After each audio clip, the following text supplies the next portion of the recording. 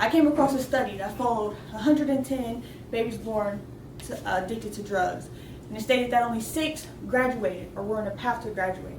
That's 0.05%. So when people try to tell me that life is hard, I tell them, try to beat a statistic like that. Because based on those statistics, my path had already been written for me, yet I'm still here. And not because I got lucky. Trust me, I'm not a leprechaun, and I definitely did not find a pot of gold at the end of the rainbow. And not because my situation changed overnight either, because I definitely didn't wake up with a check from the Tooth Fairy under my pillow. But what changed for me is because I started to strategically play the hand that I was dealt. Even though life hit me with a stack of draw 4 cards, I still decided to play the game to win. See, the day that my mother gave birth to me, I had so much drugs and alcohol in my system that the doctor refused to let her take me as my legal guardian. So my grandmother had to adopt me.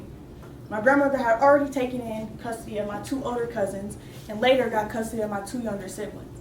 She raised 5 children that were labeled from birth while being on government assistance. She was that one person that made me feel safe in a world that seemed so chaotic.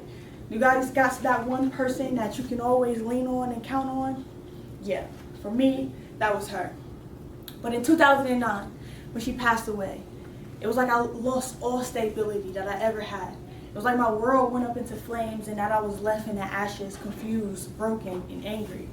But what I learned is that just like a phoenix, that you can still rise, and that the fire doesn't always come to destroy you. Sometimes it comes to rebirth you. So during this time, I met my mom for the first time, okay?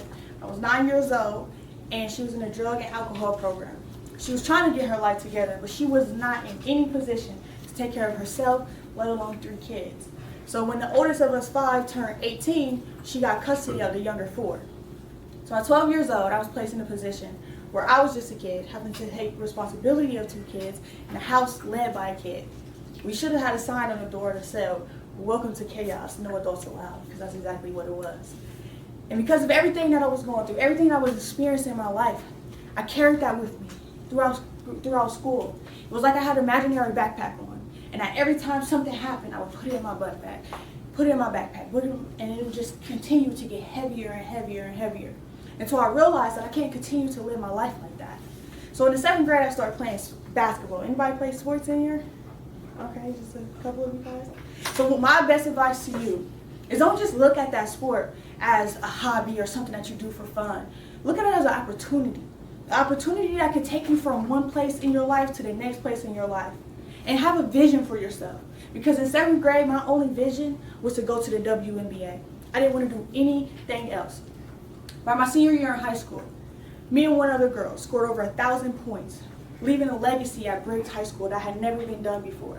I didn't know that doubt and focus that I had was actually beginning to pay off. I didn't know that I was actually leaving a legacy. 45 days before, I graduated, I found out that I was pregnant. I had a full ride scholarship to play basketball at Outerbound University. I met the team, met the coach, walked to schools. It was like a dream come true. But when I found out that I was pregnant, I couldn't go to play basketball anymore. So that one decision changed everything for me. Fast forward, I told my cousin, she didn't play no games. She told me that either I'm going to get an abortion or I'm going to get out. I told her that I'm leaving. So I decided to leave.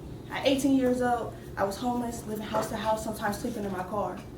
You want to talk about a plot twist? I went from graduating 12th in my class to flirting with somebody at the store. My mom walked out with bags of diapers because I didn't have the money to afford diapers for my daughter. But I didn't let that stop me. I didn't let that define who I became. So I read that it says 14% of low-income students graduate with their bachelor's degree within 8 years of graduating high school. So I enrolled into college and I graduated with my MBA within 7 years. Because I realized that I have to do something different than what everybody else around me is doing so that I can get different outcomes.